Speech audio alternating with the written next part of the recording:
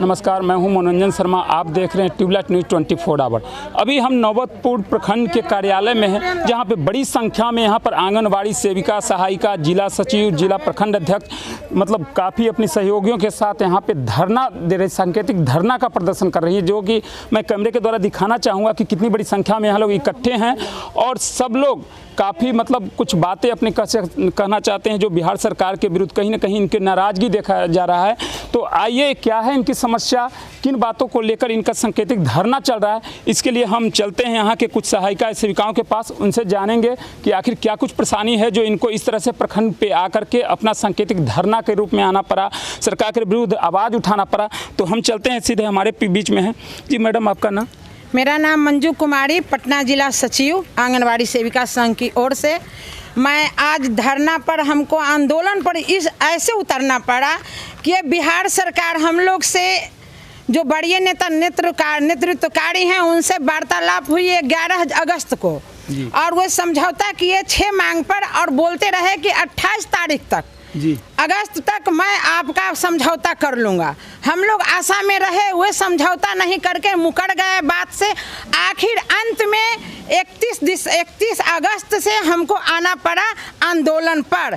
ये बहरी गुंगी सरकार के रवैया, उदासीन रवैया को देखते हुए तो हमारी मांगे जो है वो है, मेरी मांगे है सरकारीकरण। हमको पोषाहार नहीं चाहिए, हमको सरकारीकरण चाहिए।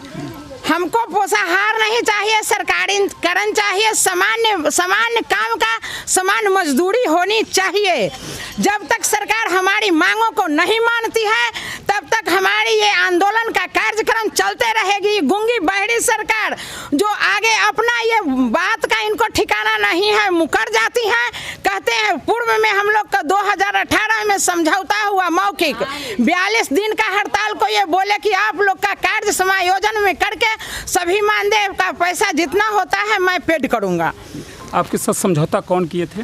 मेरे साथ समझौता संघर्ष समिति के गीता दीदी हैं, जो जनरल सेक्रेटरी, हम लोग का सेक्रेटरी हैं, प्रेसिडेंट हैं संघर्ष समिति में, वही एक समझौता किए। अच्छा, वो आपकी समझौता मतलब मौखिक हुई थी और उस समझौता से कहीं ना कहीं वो पीछे हट गई, आपका कहना? हाँ, सरकार पीछे हट गया जी। अच्छा, समझौता करने के बाद नहीं मिला जी। अच्छा, नहीं मिला, उसी से आज हम लोग।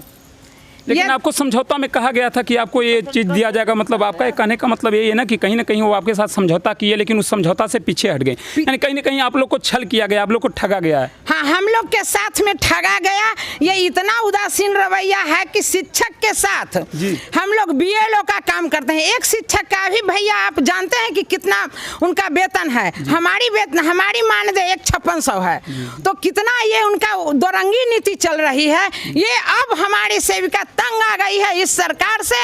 अगर सरकार हमसे अच्छा समझौता, हमारी मांगे पर सहमति नहीं जताती है तो हमारी ये रणनीति आगे बढ़ेगी।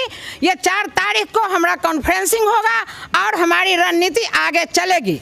आगे की क्या, यदि इसी तरह से आपकी बातों को सरकार मतलब नज़रअंदाज करते रही तो इसके बाद आप लोग का अगला कदम क्या होने वाला है? इसके बाद अगला कदम मेरा यही होगा, झारखंड जैसा खामियाजा बिहार सरकार को भुगतना पड़ेगा। आंगनबाड़ी सेविका सहायिका जिंदाबाद। तो आप देख रहे हैं कि अभी हमारी पटना जिला के सचिव हुई ना, पटना जिला सचिव से हमारी सीधे बात हो रही थी और उनकी बातों को आप देख पाएंगे को कितनी तरह नाराज है। उन्होंने कहा है कहीं ना कहीं हमारे साथ बिहार सरकार छल किया है, ठग किया है।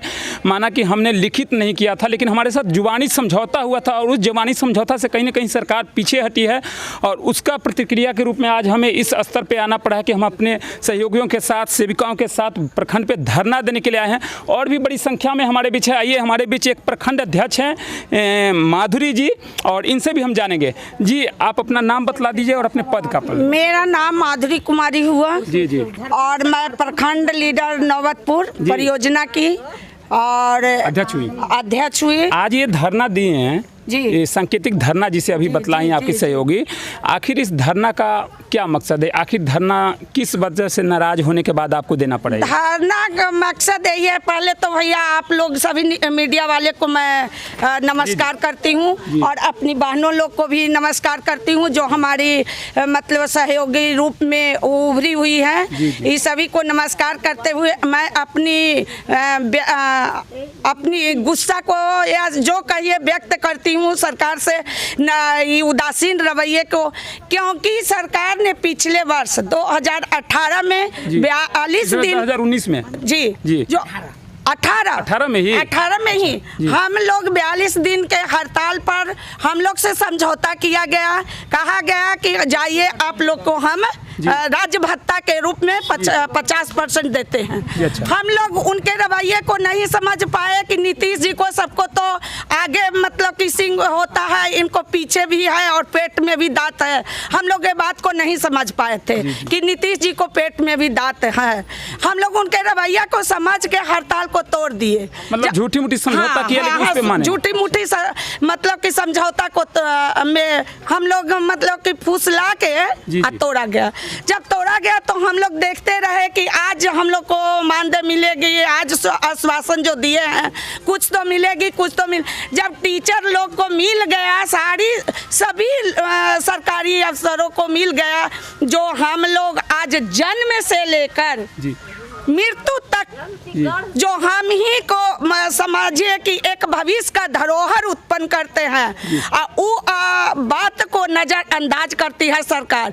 कहीं भी जाती है तो आज अवार्ड लेती है आंगनवाड़ी सेविका के ऊपर, जैसे कि बाल मृत्यु दर कमी करना, मातृ मृत्यु दर कमी करना, पोलियो उन्मूलन करना, आज सारी श्रेय किसको आता है? मैं सरकार से ही पूछना चाहती हूँ। तो आखिर अब तो आपकी सांकेतिक धरना चल रहा है, तो कहीं ना कहीं मैं ये जानना चाहूँगा कि आखिर आपका इस धरना के बाद भी यदि आपकी सरकार को बात को, जैसा कि पहले आपकी नज़रअंदाज को ठगा गया, झूठ बोल के तसल्ली दिया गया, इस तरह की रवैया रहेगी तो अगला कदम क्या होगा? अगला कदम यही होगा कि हम लोग अवर लॉलीपॉप की तरह जो फुसलाने का काम करती है सरकार, हम लोग नहीं मानेंगे।